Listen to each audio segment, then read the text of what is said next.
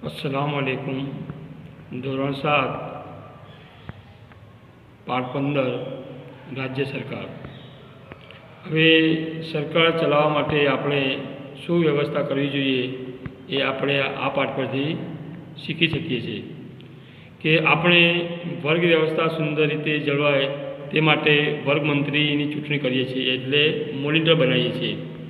તો વર્ગની અંદર અલગ અલગ મોનિટર આપણે બનાવીએ છીએ, એમ કે વર્ગ સફાઈ સમિતિનો માણસ, વર્ગ સુશોભન, વર્ગ વ્યવસ્થા, હાજરી માટેનો માણસની વ્યવસ્થા વગેરે વગેરે। તો આ રીતે રાજ્ય સરકાર ચલાવવા માટે પણ અલગ અલગ મંત્રીઓની વ્યવસ્થા કરવામાં આવે છે।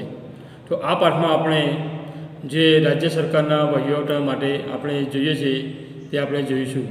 રાજ્યનો સમગ્ર વહીવટ ચલાવવા માટે એક સુંદર વ્યવસ્થાનું આયોજન જોઈએ। રાજ્યનો કારોબાર ચલાવવાનું કામ રાજ્ય સરકાર કરે છે। રાજ્યના મૂળભૂત હેતુઓને એક હેતુ કાયદો અને વ્યવસ્થાની જાળવણી દ્વારા લોકોની સુખાકારી અને સલામતી સાચવવાનો હોય છે।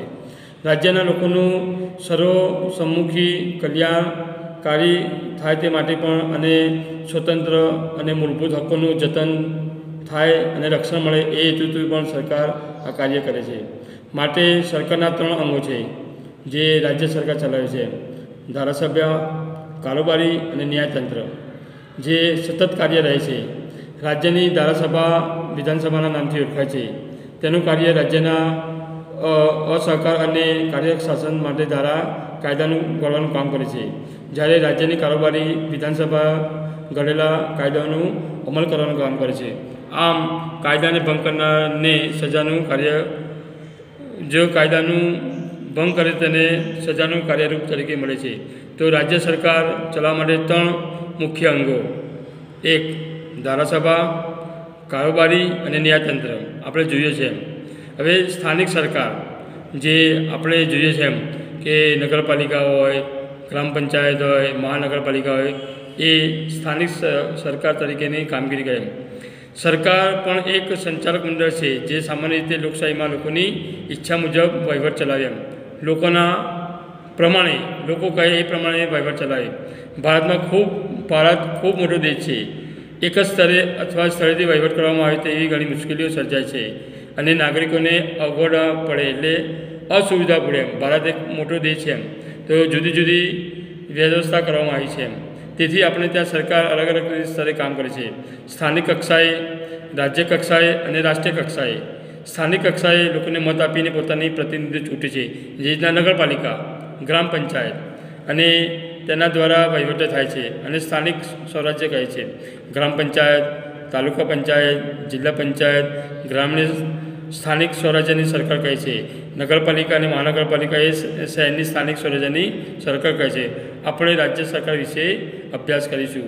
તો આમ જો કોઈપણ વસ્તુનું ઘરમાં બી મોટું કુટુંબ હોય તો અલગ અલગને કામ સોંપીએ તો કામ સારું થાય। આપણે દાખલા તરીકે એક શાદી પ્રસંગ લઈ લો, જો શાદી પ્રસંગમાં બી આપણા ઘરના માણસને અલગ અલગ બધી વ્યવસ્થા આપી દઈએ કે ભાઈ તું જમવાનું, તારે આ કામ કરવાનું, તારે આઈસ્ક્રીમનું કે આ, તો માણસ સરળતાથી કામ કરી શકે।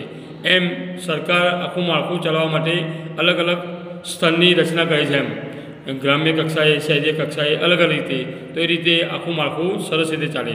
હવે તમે આટલું જાણો કે ગુજરાતમાં 1 એપ્રિલ 1973થી ગ્રામ્ય રાજ્યનો અમલ શરૂ થયો। ગુજરાતમાં 1 એપ્રિલ 1963થી પંચાયત રાજ્યનો અમલ થયો, એમ એટલે અલગ થયું અને અલગ કરવામાં આવ્યું।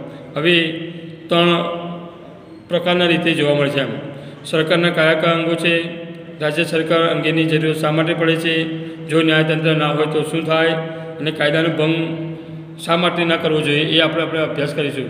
તો આ માટે આપણે પહેલાં રાજ્ય સરકારના અંદર જોવું છું મુખ્યમંત્રી, નાયબ મુખ્યમંત્રી, પછી શિક્ષક, એ અલગ અલગ બધા જે મંત્રીઓ કામ કરે છે, શિક્ષણ મંત્રી હોય, કાયદા મંત્રી હોય, આરોગ્ય મંત્રી, એ રીતે આખું સ્થળનું માળખું પાડી ને બધાને અલગ અલગ મંત્રીઓને કામ સોંપવામાં આવે છે। એ રીતે આપણે આ રાજ્ય સરકારના પાઠમાં જોઈશું। અસ્સલામુ અલૈકુમ।